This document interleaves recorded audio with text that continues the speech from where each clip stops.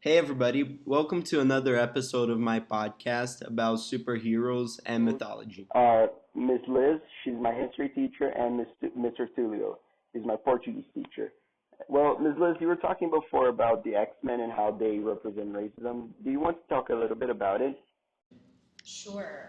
When the X Men comics originally came out, it was a way for people to address issues of racism during the civil rights movement, where the mutants really represented African Americans and other people of color during the civil rights movement. And it was a way to talk about these people who had been ignored or overlooked by society and a way to give them power, both literally as well as metaphorically.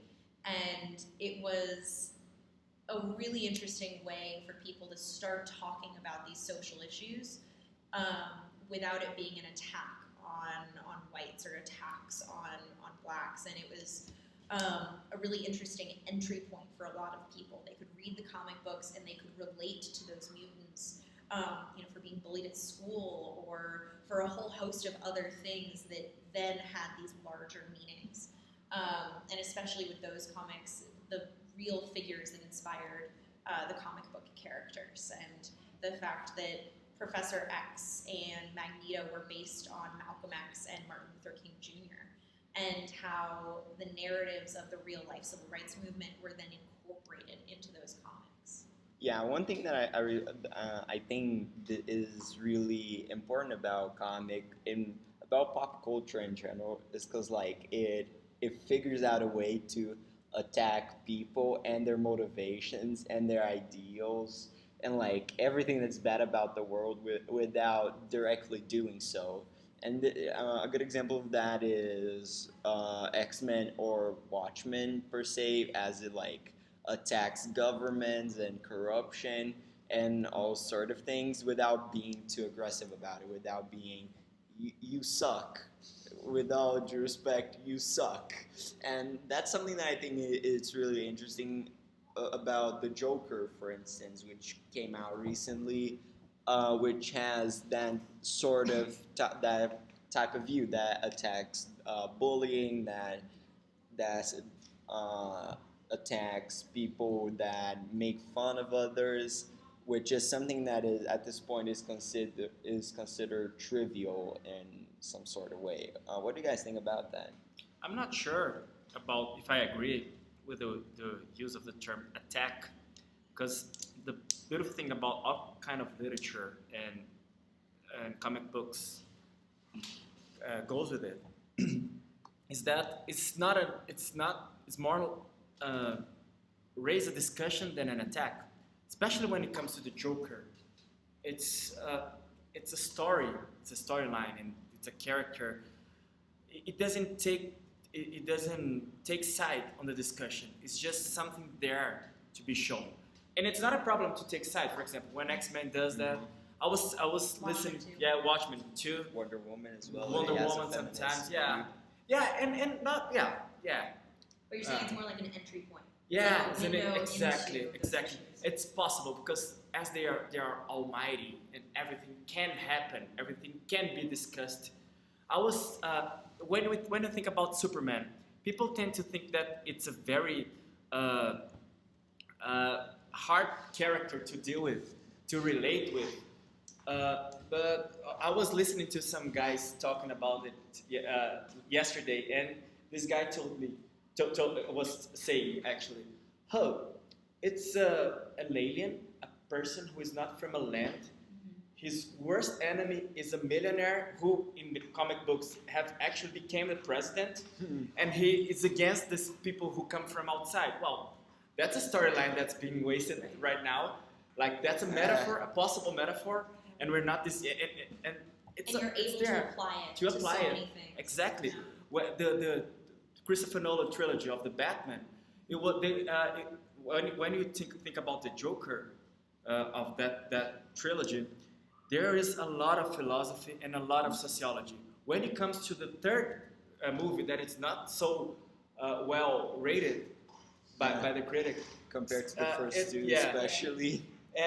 Still, there's a lot to talk about because there are a lot of hints of social view of things like imprisonment, decision making.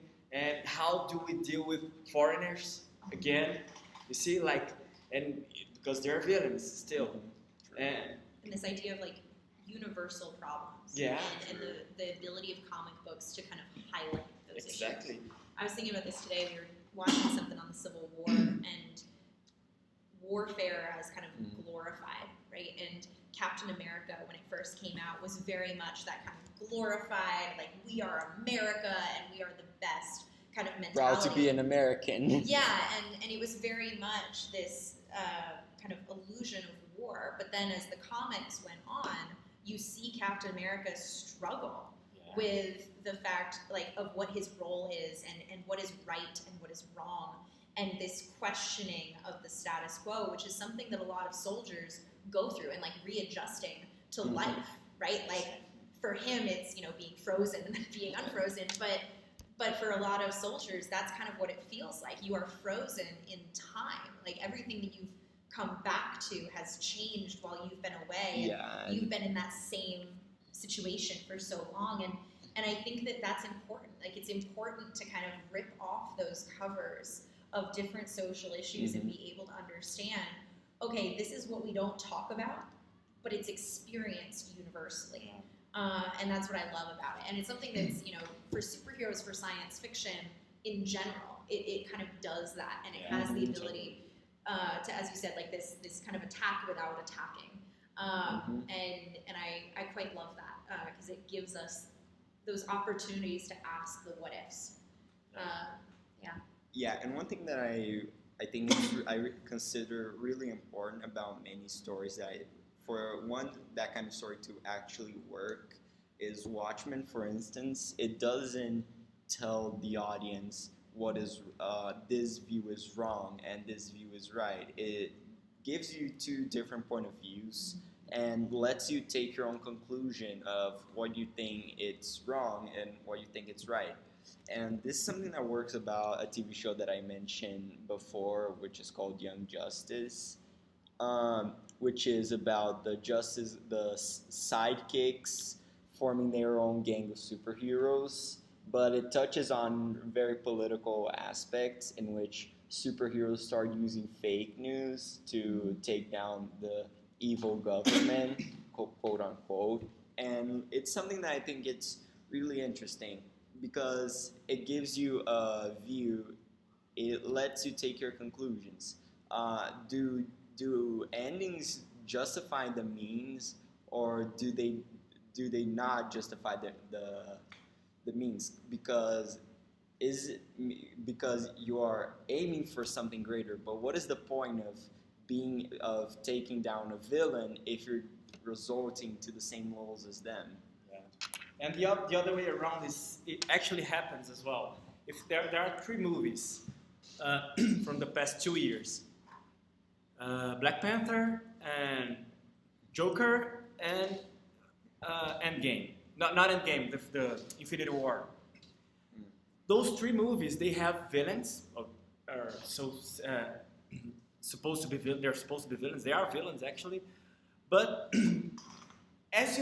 if you think about what they're talking about, their speech critically, you can see, well, there's a point there. So as much as you have the heroes being criticized, you can have the villains. You can be empathetic towards them, or you can just understand that they maybe sometimes it only takes a bad decision to be a villain, right? or a bad day. Yeah, or a bad day. Exactly. And you know, what do we define as villainy, right? Like, I think what I love about comics in general is that they take something that we all assume to be black and white, like good versus evil, and then they complicate that for us. And I love that. And like, you know, with Black Panther, when you're looking at the villain, you're sitting there going, I get it. Yeah. I get why you're here. I understand the choices that even if you don't necessarily agree with right? him, Like he's get got it. a point. And I think that that's important. I think that teaches a really valuable lesson of just because you disagree with somebody doesn't mean they're not right in certain ways. And I think about this a lot with the DC villains, DC like in general. had so many good villains with such rich backstories of how they got to where they got to. That And, are like, never adapted into the movies, by I the way. know. Well, I think the closest was Two-Face. True. I think like Harvey Dent and Two-Face is like The Joker a really is a pretty good example, yes, but like and he's a bit more mainstream, so Yes. that's Yeah. what happens. and I think even in Marvel, there's a couple or like anti-heroes, right, as a kind of category, like with the Punisher, where you get it, you understand where he's coming from. Do you necessarily agree with everything he does? No, but there's complexity there. It's not one person is 100% good and one person is 100% evil. And I think that in a history classroom especially, it's something that I think about, and how we teach history in the past at least has very much been, okay, these are the good guys and these are the bad guys. And the danger in that single narrative. And I think that comic books have done a really great job, partially because they run out of plot lines, which is fair. Yeah. But like but in general, they do a really good job of adding that complexity